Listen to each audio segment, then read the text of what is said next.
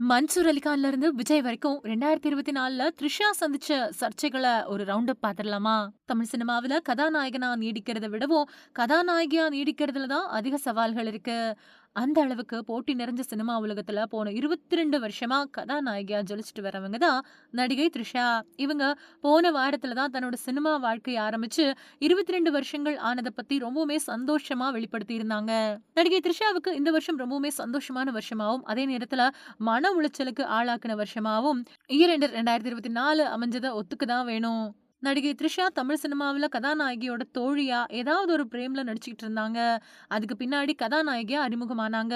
22 வருஷங்கள் இதுவரைக்கும் கதாநாயகியா நடிச்சுட்டு வராங்க. இது மட்டும் இல்லாம அடுத்தடுத்த முன்னணி கதாநாயகர்களோட படங்கள்லயும் கமிட் ஆயிருக்காங்க அப்படின்னா, அவங்களோட உழைப்ப அது மூலமா தெரிஞ்சுக்கலாம்.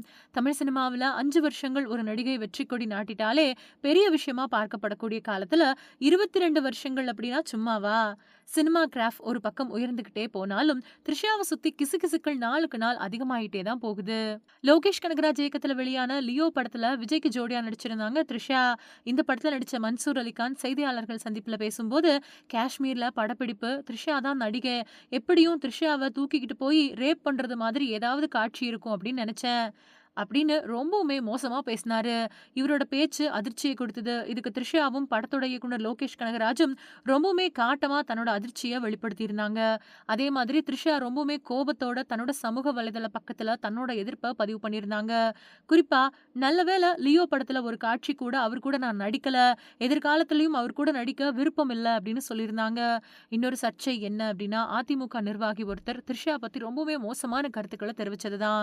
அவரோட பேச்சு ரொம்பவுமே தரக்குறைவா இருந்தது மட்டும் இல்லாம, அதிர்வலைகளையும் ஏற்படுத்துச்சு. அது மட்டும் இல்லாம நடிகர் சங்க தரப்பிலிருந்து உண்மைக்கு மாறான ஆதாரமற்ற குற்றச்சாட்டுக்கள விளம்பரத்துக்காக சில பேர் சொல்லிக்கிட்டு இருக்காங்க அப்படின்னு கண்டன அறிக்கை வெளியிடப்பட்டுச்சு. இந்த விவகாரமும் ரொம்ப பெரிய அதிர்ச்சியையும், பரபரப்பையும் ஏற்படுத்துச்சு.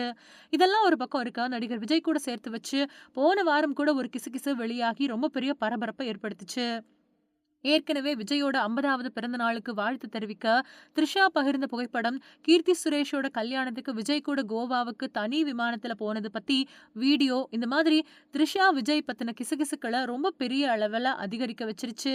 இது தொடர்பாகவும் பலவிதமான சர்ச்சை கருத்துக்களும் வெளியாயிட்டு வருது. முதல்ல 2 விஷயங்களுக்கும் அதிருப்தியை வெளிப்படுத்தியிருந்த த்ரிஷா இந்த விவகாரத்துல அமைதியாவே இருக்காங்க. அதே நேரத்துல விஜய் இந்த விஷயங்களுக்கு மறைமுகமா பதிலடியும் கொடுத்துட்டு இருக்காரு. இப்படி த்ரிஷாவை சுத்தி இந்த வருஷங்கள் சர்ச்சைகள் நிறைஞ்சிருந்தாலும், த்ரிஷா அதால முடங்கி போகல. அவங்களோட சினிமா கிராஃப்ட் தொடர்ந்து உச்சத்துல தான் இருந்துகிட்டு இருக்கு. அதாவது விஜயோட கோட் படத்துல ஒரு பாட்டுக்கு டான்ஸ் ஆடினது, விடாமுயற்சி படத்துல அஜித்துக்கு ஜோடியா நடிச்சது, கமலஹாசனோட தக் லைஃப் படத்துலயும், சூர்யாவோட 45வது படத்துலயும் கமிட் ஆனது அப்படின்னு தமிழ் சினிமாவுல டாப் ஹீரோக்களோட நடிச்சிட்டு வராங்க. அதே மாதிரி தெலுங்குல சிரஞ்சீவி கூட ஒரு படத்துலயும், மலையாளத்துல டொவினோ தாமஸ் கூட ஒரு படம் அப்படின்னு த்ரிஷாவோட கிராஃப்ட் உயர்ந்துகிட்டே தான் இருக்கு. கில்லி ரீ-ரிலீஸ் கொண்டாட்டம் த்ரிஷாவுக்கு ரொம்ப பெரிய சந்தோஷத்த ஏற்படுத்துச்சு. த்ரிஷாவுக்கு அடுத்த வருஷம் இத விட சிறப்பா பல வெற்றிகள கொடுக்கக்கூடிய வருஷம் அமைய வாழ்த்துக்களையும் நாம தெரிவிச்சுக்கலாம். த்ரிஷா நடிச்ச படத்திலேயே உங்களுக்கு எந்த படம் ரொம்ப பிடிக்கும் அப்படிங்கிறதையும், த்ரிஷாவ பத்தின உங்களோட கருத்துக்களையும் மறக்காம கமெண்ட் பாக்ஸ்ல சொல்லுங்க.